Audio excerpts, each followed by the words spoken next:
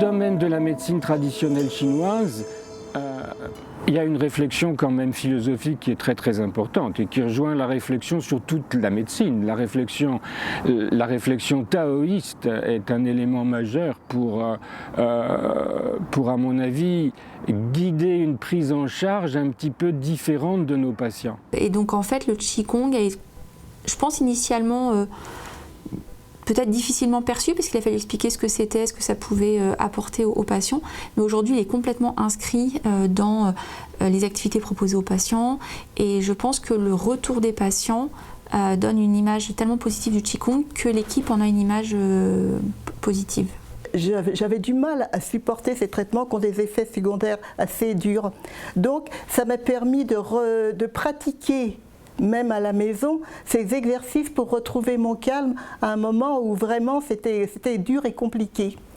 Et ça m'a permis une maîtrise de la douleur, une maîtrise d'effets secondaires. Ça m'a apporté un certain calme, un certain bien-être, retrouver un peu par moment une certaine joie de vivre, parce que la joie de vivre, elle s'en va avec ce genre de maladie. Là, je retrouve la gaieté. Le plaisir de voir les choses, les autres. Et je trouve aussi que ça peut paraître bête, mais ça me fait mieux aimer mon mari. Les personnes qui sont en difficulté, elles sont finalement exclues de ces cours de Qigong. Et c'est important d'ouvrir les cours à des personnes. Alors bien sûr, le Qigong, il va falloir l'adapter, mais en gardant quand même l'essence même du bienfait du Qigong. Quand on va travailler sur les canaux d'énergie, on va travailler sur les organes, on va travailler effectivement sur l'aspect méditatif, il faut que tout ça soit bénéfique sur le plan de la santé. C'est se remettre un peu en mouvement, mais d'une façon qui soit adaptée à nos douleurs, adaptée à notre corps. Et pour une fois lui apporter un peu de bien-être en espérant que ça va relancer la machine et puis que le Qi va enfin circuler pour aller encore plus loin. Le Qigong me permet donc de me reposer, me relaxer et de lâcher prise en fait, de ne pas me sentir toujours sur le qui-vive au cas où. Donc me dire qu'il n'y a pas de danger imminent et qu'on peut lâcher les muscles, on peut se décontracter. Et qu'il n'y a pas de problème à cela en fait. C'est assez clair pour nous que le Qigong c'est très adapté aux patients qu'on prend en charge ici, qui sont des patients avec des obésités qui peuvent être invalidantes, des complications médicales, parce qu'elle est accessible, encore une fois, qu'elle apporte vraiment beaucoup de bénéfices. L'autre niveau, je dirais, c'est l'espèce de modélisation qu'on fait sur tester une activité à l'hôpital, pouvoir la continuer pendant quelques mois, voire une année, de façon comme ça encadrée, privilégiée, gratuite, avec quelqu'un qui connaît bien la situation, et l'orientation vers l'extérieur. Il y a tout un travail souvent sur le bien-être, le côté relaxation, je ne pensais pas être capable de, je redécouvre mon corps autrement. Et ça pour moi, c'est très intéressant pour moi le Qigong parce que c'est une manière de les remettre doucement dans une activité physique et de voir qu'ils sont capables d'eux.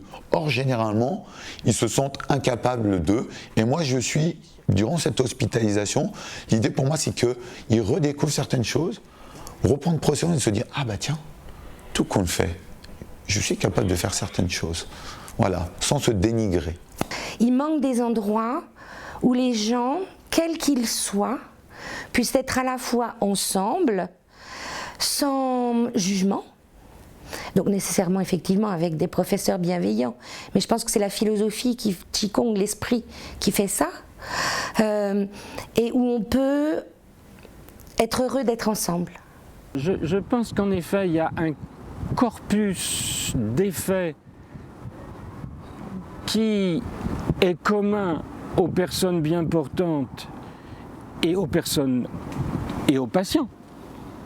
Et ce corpus, c'est tout ce qui concerne la qualité de vie, le travail sur soi, une certaine un retour sur une pratique de se situer bien dans le temps et dans l'espace, qui permet, si vous voulez, une meilleure adaptation, une meilleure gestion du stress et qui est applicable aussi bien aux personnes en bonne santé qu'aux patients. Et ceci me paraît évident et à mon avis mérite peu de discussion parce que les essais sont là, il y a tout le background méthodologique pour l'affirmer. Ça peut vraiment apporter quelque chose de complémentaire aux prises en charge habituelles qu'on propose pour le poids, donc hors du cadre médical, hors du cadre diététique, et que cette activité-là, elle permet de faire le lien entre le ressenti de son corps, le mouvement, l'esprit, et que ça c'est quand même quelque chose qui peut avoir un impact au-delà de la séance, quoi. Enfin, ça dépasse un peu la dimension de juste l'heure d'activité telle qu'on la propose habituellement. C'est pas uniquement une activité physique au sens je vais faire de l'activité, je vais bouger, c'est pas que ça, quoi. C'est vraiment au-delà de ça. Et ça peut être très très approprié pour les patients qu'on voit qui ont parfois des difficultés justement à faire le lien entre les émotions ressenties par les émotions et puis les ressentis corporels et qui sont un petit peu fâchés avec ce corps souvent douloureux, difficile à porter et voilà, pas simple à vivre au jour le jour. C'est vrai que le Qigong fait partie de l'activité physique comme une autre activité physique. Je crois qu'il ne faut pas qu'on oublie ça. Après, effectivement, notre travail, c'est de travailler effectivement sur les canaux d'énergie, sur les organes, pour que le patient, l'élève, se sente de mieux en mieux et retrouve une autonomie. J'ai l'impression que même dans l'esprit chinois, les pratiques de type psychocorporel, corps-esprit comme Tai Chi et Qigong sont des pratiques de santé, beaucoup plus de bonne santé, de bonne qualité de vie, beaucoup plus que dans des indications médicales. Il n'y a pas un Qigong thérapeutique ou un Qigong de gymnastique quelconque.